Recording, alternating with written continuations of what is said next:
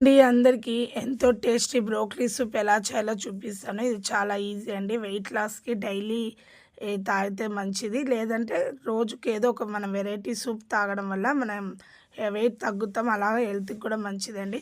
ముందు బ్రోకలీని కట్ చేసి, క్లీన్ చేసి, హాట్ వాటర్‌లో ఉడకపెట్టి పక్కన పెట్టుకున్నాను. Capsicum, onion, beans, carrot, cabbage ఇవన్నీ సన్నగా తరిగి ఉంచుకున్నాను. అలాగే కొద్దిగా స్వీట్ కార్న్ కూడా పక్కన పెట్టుకున్నాను. తర్వాత స్టవ్ మీద పాన్ పెట్టి ఆయిల్ పోసుకొని ఆయిల్ హీటాక కొద్దిగా జీలకర్ర, తెల్లగడ్డ 4 పాయలు సన్నగా తరిగి వేసి వేయించుకున్నాను. అందులోనే ఆనియన్, క్యారెట్ మనం ఏమేమి తరుగున్నామో అన్ని కూరగాయలు వేసి, స్వీట్ కార్న్ వేసి బాగా వేగనివ్వాలి. వేగేటప్పుడు కొద్దిగా సాల్ట్ వేయండి. సాల్ట్ వేస్తే తొందరగా మగ్గుతుంది. జీలకర్ర ఎందుకేసామంటే మనం జీర్ణశక్తికి మంచిది, డైజెషన్‌కి బావుంటుంది.